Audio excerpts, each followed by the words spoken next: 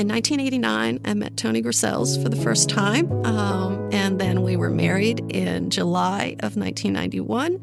We blended together 5 awesome kids who are now adults: Tim, Todd, Amber, Chantel, and Chaz.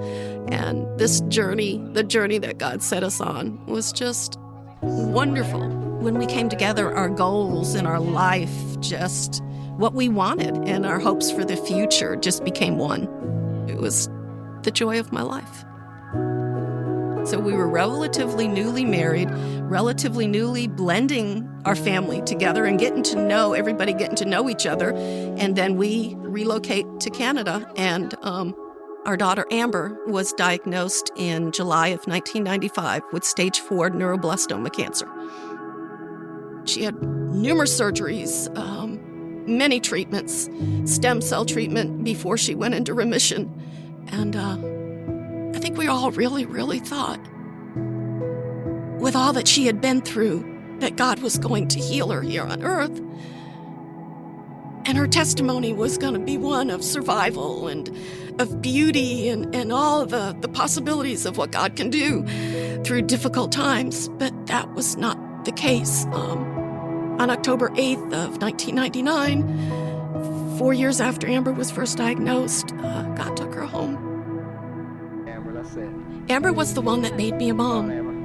I was only 17 years old at the time, but Amber was the greatest blessing at that time in my life. She was funny, beautiful, sweet, sarcastic, but she was so strong. I mean, she had a strength and a confidence about her that was just beautiful. After Amber died, there was a lot of adjustments in our family. We had to learn how to honor her and love her and remember her, which we did. We still celebrated birthdays, and we did balloon releases, and we always talked about her.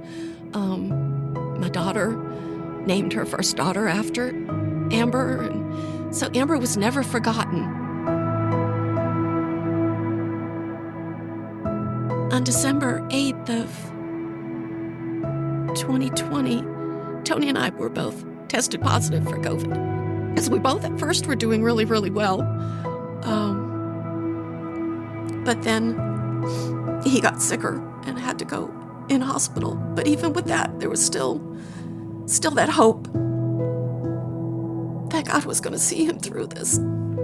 That, like Amber, that this struggle was going to lead to a beautiful testimony. But on January 15th, 2021, God took Tony home with him. The loss of Tony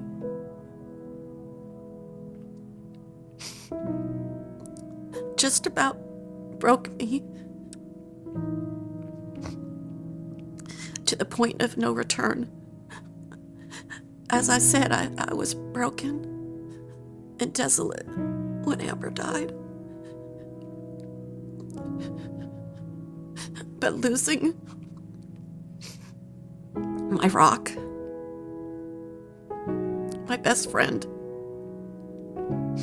my children's father, my grandchildren's grandfather,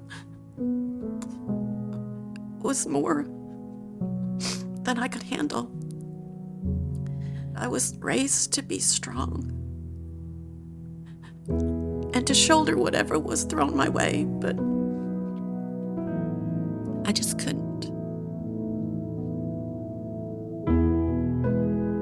I haven't been able to survive Tony's loss or Amber's by being strong. I survived by knowing that God loves me and God's grace and mercy will see me through. And God's got a purpose for my life. I don't know what it is yet. He's got a purpose for these broken pieces. And I don't know yet how he'll put the pieces back together. I'm not the same person that I was. I won't ever be. How can you be the same when you lose the child that grows inside you? When you lose the man you promised to become one with? How do you stay the same I wasn't sure I was going to come out of this. But slowly over time, this community of friends and family that God has provided for me has been there time and time again. People that let me stay in their home, that cried with me, that walked with me, that encouraged me, even in the days that I couldn't find anything to be grateful for. For me, resilient is getting up the next day, putting one foot in front of the other, one breath at a time. That's being resilient. It's doing what you can in the moment and letting God carry you through. It's like, okay, God, one more time. Help me out. Help me see you. I have to trust, and I do trust, that He has a plan for me.